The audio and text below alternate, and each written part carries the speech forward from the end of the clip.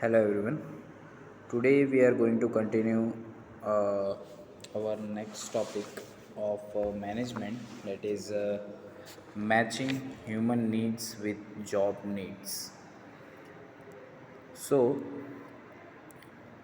हमारा जो human as come with respect to the job needs, what are the human needs?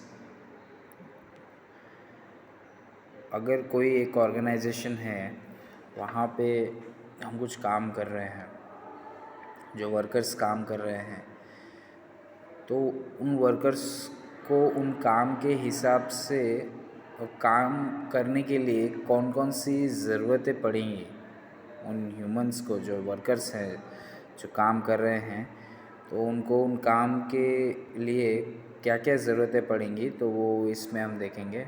As a supervisor और manager, it is necessary to think the expects of matching needs.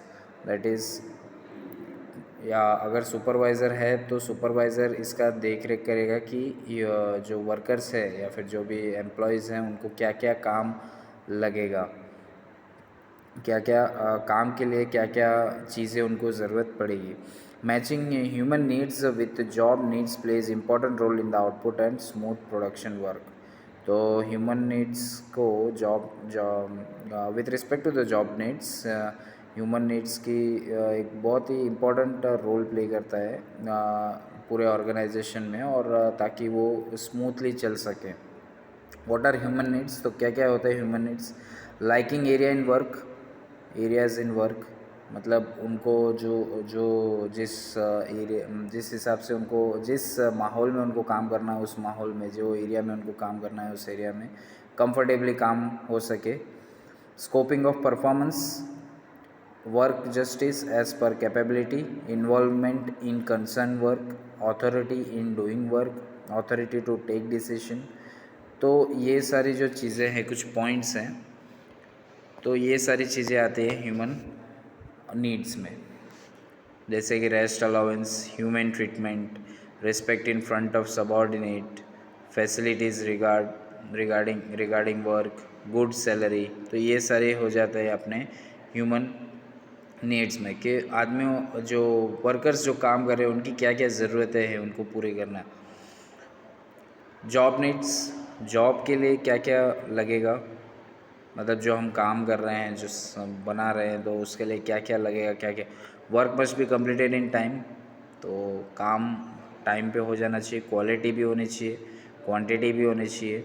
Utility of all resources in optimum way, तो जो भी हम लोग resources input कर रहे हैं उसे पूरी तरह यूटिलाइज़ करना. Safety at job, no wastage, wastage नहीं होना चाहिए. Control on error, mistakes and failures, less supervision, foolproof nature of work, skilled manpower, teamwork, smooth production, no stoppage of work, distribution of work, sufficient resources input.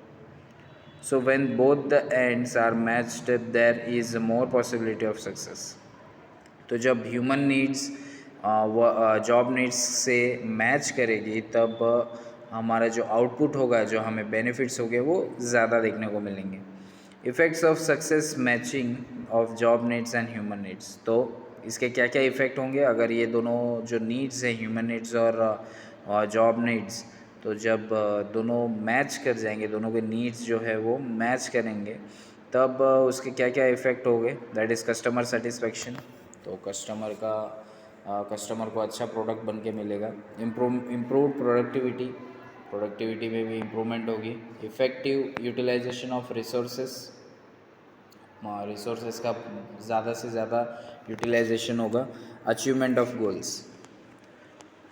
Next topic है हमारा allotment of task of individuals and establishing relation among person working in group. So meaning of allotment of task. क्या होता है allotment of task? It means distribution of work to individuals. Allotment मतलब हर एक जो worker है या फिर हर एक एम्प्लॉयज़ है, उनको उनका काम देना, उनका काम सौंपना कि आपके जिम्मे में आपकी ये रिस्पॉन्सिबिलिटीज़ है, आपको ये काम दिया गया है. Giving responsibilities of the task, offering authority concern with work, resources hand over to them. explaining job detail, communicating parameters like work specification, time deadline, quality standard, etc. Offering training, guide guidance regarding the task. तो ये सारी चीज़ें जो है वो मैं मतलब जो अलॉटमेंट है, या जैसा हम किसी को अलॉट करते हैं कोई काम, तो उससे कहते हैं अलॉटमेंट ऑफ टास्क। जैसे कोई वर्कर को एक पर्टिकुलर काम दे दिया कि आपको आपका काम ये है, उसके स्किल के हिसाब से हम उससे काम देते हैं। That is technique of task allotment. Technique of task allotment मतलब किसको कौन सा काम देना है, तो वो सारे सुपरवाइज़र के अंडर आता है। That is qualities of worker. Worker की क्या क्वालिटी है, मतलब वर्कर क्या कर सकता है, उसके ऊपर डिपेंड करता है। Expected work in the task, skill and capabilities of worker. Skill भी देखते हैं उसमें, कैपेबिलिटीज़ की, वो वर्कर क्या कर सकता है। Team work status, relation between team members, who is week in what, who is strong in what, who can lead, seriousness of work. तो ये सारी चीज़ें आती है टेक्निक ऑफ टास्क अलॉटमेंट में। अब हम देखते हैं how to allot the task. हम टास्क को, कोई काम को कैसे अलॉट करेंगे, किसको कैसे सौंपेंगे। So study the task. पहले टास्क क्या है, काम क्या है वो देखना है। Study the detailed work content, find out man power required, decide leader और head, then subdivide task to individual as per their skills and capabilities. तो सबसे पहले क्या करना है, टास्क को हमें स्टडी करना है, फिर उसको डिटेल में उसमें डिटेल में जानना है कि क्या किस में कितना काम लगेगा, किसको कितने मैन पावर्स लगेंगे। फिर find out man power requirement, कितना मैन पावर लगेगा, मतलब कितने वर्कर्स लगेंगे। डिसाइड लीडर और हेड, लीड कौन करेगा उस काम को, वो डिसाइड करना है। Subdivide task to individual as per their skills and capabilities. जिसकी जैसी क्षमता है या जिसकी जैसी स्किल्स है, गुण हैं, उसके हिसाब से उसको काम दिया जाएगा। Official orders to workers, workers को ऑर्डर्स दिए जाएंगे। Correction based on their queries, finalizing of the allotment. मतलब ये सब होने के बाद फिर सबको ये अलॉट कर दिया जाएगा, ये मतलब हर एक वर्कर्स को सौंप दिया जाएगा कि आपका ये काम है। Necessary authorities and resources to the individuals. Now establishing relationship among person working in the group. Relation, अगर कोई एक ग्रुप है, अभी समझो ये तो ये सब जो हमने पढ़ा वो अलॉटमेंट ऑफ इंडिविजुअल्स है, कि वो हर एक इंसान के जिम्मा में क्या क्या काम है, तो वो that is allotment of individuals. But यहाँ पे अगर एक ग्रुप में काम कर रहे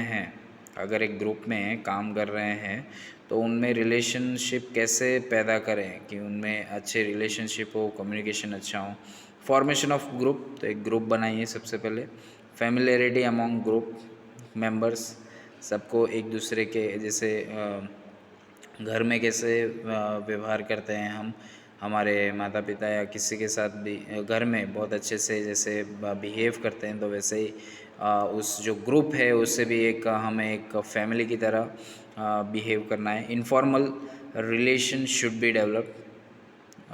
इनफॉर्मल मतलब ऐसा नहीं कि सिर्फ काम से काम रखेंगे, मतलब इनफॉर्मल जैसे हम घर में कैसे हाँ, घर में हम जैसे इनफॉर्मल टाइप में रहते हैं, फॉर्मल टाइप में नहीं रहते हैं, वैसे ही हमें उस ग्रुप में भी ऐसे ही कुछ माहौल पैदा करना होगा। कम्युनिकेशन इम्प्रूवमेंट, जो कम्युनिकेशन है एक दूसरे के बीच वो भी इम्प्रूव करना होगा। सॉल्विंग और avoiding conflicts among group members, अगर ग्रुप मेंबर्स में कुछ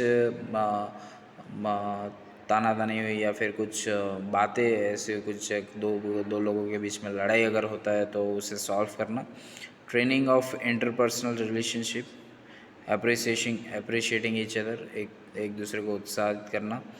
एस्टेब्लिशिंग कॉमन गोल्स, फिर सबको पता होना चाहिए कि हमें करना क्या है, हमें एक कॉमन गोल होना चाहिए। ऑब्वियस सी बात है, एक ग्रुप में अगर काम कर रहे हैं तो वो एक पर्टिकुलर ग्रुप एक टास्क पे काम करता है या फिर एक जॉब पे काम करता है, तो उस सबके दिमाग में ये होना चाहिए कि हमें इस गोल पे पहुंचना है, और सबका अपना अपना पूरा 100% होना चाहिए। Grooming them for effective work, तो ये सारी चीज़ें आती है कि हम अगर एक ग्रुप बनाते हैं तो उसमें हमें रिलेशनशिप कैसे इस्टेब्लिश करनी है। Importance of organizing skills of supervisors. तो हम सुपरवाइज़र क्यों रख रहे हैं, हम सुपरवाइज़र की क्या ज़रूरत है, उसकी इम्पोर्टेंस यहाँ पे दी गई। Supervisor is organized in the work place, he can save time and money of a company. अगर कोई कंपनी में, कोई ऑर्गेनाइजेशन में अगर सुपरवाइज़र है तो वो टाइम बचा सकता है, he can save time and money as well. Organizational skills as are essential for multitasking. तो स्किल्स भी होने चाहिए। Organizing skill of a supervisor keep the production flow smooth and successful. तो जो सुपरवाइज़र है वो अगर स्किल रहेगा, मतलब वो एक्सपीरियंस वाला रहेगा, तो वो क्या करेगा कि जो प्रोडक्शन हो रहा है या फिर जो भी हो रहा है तो वो एकदम स्मूथली होगा, और उसे पता है कि कैसे काम करना है, कैसे लोग जो वर्कर्स हैं उनसे कैसे काम करवाना है। तो कहीं पे भी जो प्रोडक्ट है या फिर जो प्रोडक्शन पॉइंट है वहाँ पे कहीं पे स्टक नहीं होगा। Because of this skill supervisor can structure schedules of all the workers. सबका एक अपना अपना शेड्यूल बना देगा। हमें भी सुपरवाइज़र बहुत मेजर रोल प्ले करता है कि वर्कर्स को हर दिन का क्या शेड्यूलिंग है, क्या कौन से टाइम पे आना है, कितना टाइम काम करना है, ये सारी चीज़ें वगैरह सुपरवाइज़र देखता है। Productivity is boosted due to good organizing skills. तो अगर अच्छा ऑर्गेनाइजिंग स्किल रहेगा तो प्रोडक्टिविटी भी क्या होगा, ज़्यादा होगा। ऑर्गेनाइजिंग सुपरवाइजर्स आर काम and prepare with systematic planning and scheduling. Completing the complicated and difficult projects is possible due to organizing skills of super। अगर organizing skills अगर है तो जो डिफ़िकल्टीज़ है, डिफ़िकल्ट टास्क है या फिर डिफ़िकल्ट प्रोजेक्ट है तो उसको हम इजीली सॉल्व कर सकते हैं। Maintaining strong organization skills can reduce the chance of developing poor work habits like inefficient miscommunication. तो अगर बहुत ही स्ट्रॉन्ग ऑर्गेनाइजेशन स्किल रहेगा तो उसके वजह से क्या होगा कि बीच में जो लोगों में मिसअंडरस्टैंडिंग है, मिसकम्युनिकेशन है और इन एफिशिएंसी की जो कमी है वो सारी चीज़ें नहीं देखने को मिलेगी। नेक्स्ट है हमारा how supervisor can be effective in organizing skill. तो कैसे इफ़ेक्टिव होगा जो ऑर्गेनाइजेशन स्किल है उसमें सुपरवाइज़र का क्या रोल होगा, वो कैसे इफ़ेक्ट करेगा।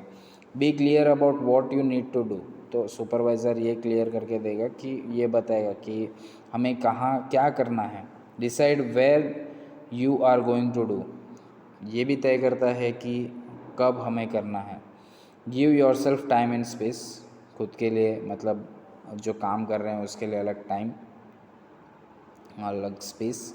Deciding what is important and when is urgent, ये भी डिसाइड करना है कि सबसे ज़रूरी काम पर क्या है और सबसे अर्जेंट क्या है, तो वो काम सबसे पहले ख़त्म करना है, तो वो कौन करेगा, सुपरवाइज़र।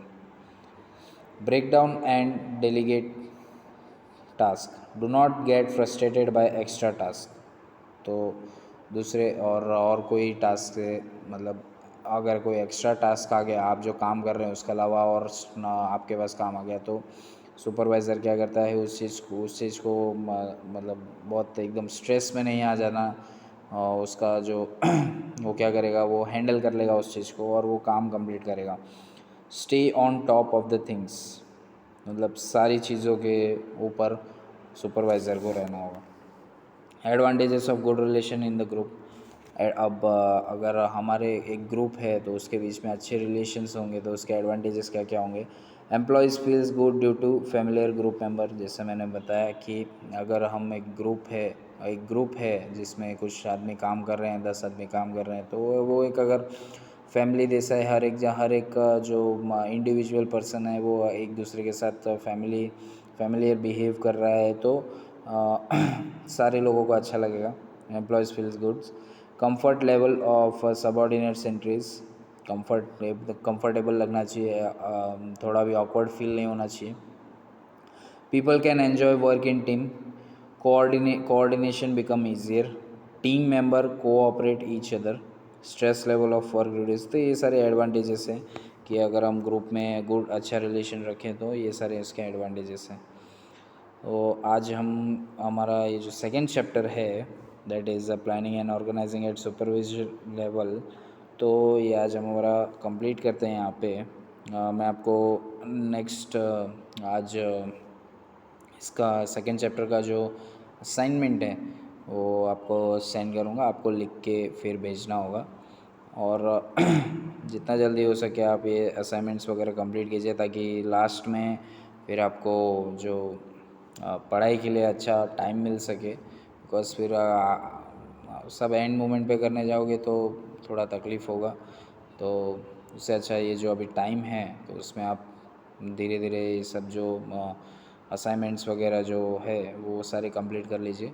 और ताकि जब फाइनल जब पेपर जब आए पेपर का टाइम जब आए, जब एग्ज़ाम्स आए, तभी आप प्रॉपरली पूरा कंसंट्रेशन अपना इस मतलब सब्जेक्ट्स के ऊपर अच्छे से पढ़ाई के ऊपर कर सकें। ओके, सो नेक्स्ट लेक्चर में मैं आगे कंटिन्यू करूँगा, दैट इज़ थर्ड चैप्टर हमारा। आगे हम देखेंगे कि क्या है। Okay, thank you.